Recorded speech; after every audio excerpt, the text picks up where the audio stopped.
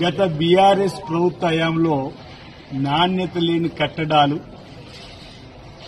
వాళ్ళ అధికార దుర్వినియోగము, వాళ్ళు అక్రమంగా సంపాదన చేసుకోవడానికి కట్టడాలు కడుతుందని చెప్పి మీ అనేక సందర్భాల్లో కాంగ్రెస్ పార్టీ పక్షాన ఆనాడు ఆరోపణలు చేసినాం. వేములవాడ పట్టణంలో ఏదైతే నిర్మిస్తున్న డబుల్ బెడ్రూమ్ కూడా నాణ్యత లేని కట్టడాలతో కడుతున్నారు.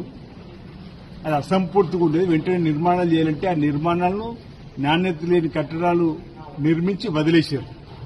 ఈరోజు ఇందిరమ్మ రాజ్యం వచ్చిన తర్వాత డబుల్ బెడ్రూమ్ అందుబాటులోకి తీసుకుని రావాలని తిరిగి ప్రభుత్వం ద్వారా అట్టి దానికి టెండర్లు వేసి పనుల నిర్మాణం వేగవంతం చేసి ఆ డబుల్ బెడ్రూమ్లను ఈ ఇందిరమ్మ రాజ్యంలో లబ్దిదారులకు అందజేయాలని చెప్పే లక్ష్యంలో జిల్లా కలెక్టర్ గరిమా అగర్వాల్తో పాటు అధికారులు, ఆర్డినరీ అధికారులు, మున్సిపల్ అధికారులు అందరూ కూడా పరిశీలించడానికి వెళ్ళినాం.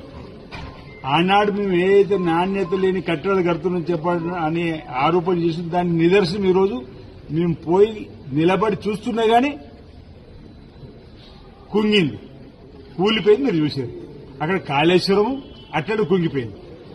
అన్నారము సుందిల దగ్గర బుంగలు పట్టి సీప చేసింది.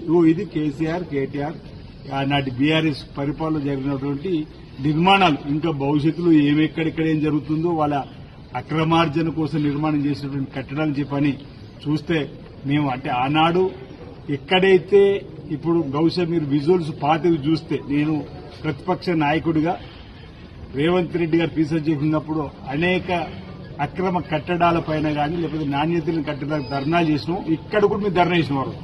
బహుశా విజువల్ మీరు చూస్తే ఆనాటి విజువల్ కూడా దొరకవచ్చు. ఎక్కడైతే మేము నిలబడ్డ దగ్గర కుంగిపోయిందో అక్కడ కూడా మీ గతంలో ఇది నాణ్యత లేని కట్టడం చెప్పినట్టు సందర్భం. ఈరోజు నాణ్యత లేని కట్టడానికి నిదర్శనం ఆనాటి నాయకులు కేవలం అక్రమార్జనకే తెరలేపిండ్రు. ఆనాటి కట్టడం వల్ల చెప్పండి నిదర్శనం. అయినా ఎవరికి ఏం జరగలేదు. మేము మళ్లీ చక్కటి కట్టడాలు నిర్మాణం చేసి లబ్ధిదారులకు అందజేసే కార్యక్రమం చేస్తాం. ప్రజలందరూ కూడా గమనించాలి. ఆ 10 సంవత్సరాలు దోచుకొని దాచుకుని చెప్పండి నిదర్శనంగా ఈరోజు ఇలాంటి కట్టడాలు కనిపిస్తా ఉన్నాయి. ఈరోజు మేము అనడం కాదు, స్వయంగా సొంత చెల్లి కవితనన్నది. హరీష్ రావు ఇంట్లోనో సంతోషరావు ఇంట్లోనో బంగారమయమైతే తెలంగాణతో బంగారమేం కాదు. అవినీతి అక్రమాలు జరిగింది. నిన్న వరంగల్ వచ్చినప్పుడు ఒక ఆరోపణ చేసింది, మెదక్ వచ్చినప్పుడు ఒక ఆరోపణ చేస్తుంది.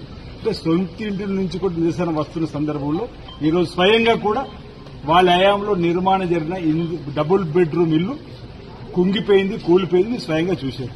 ఇది వారి హయాంలో అవినీతి అక్రమాలకు నాణ్యత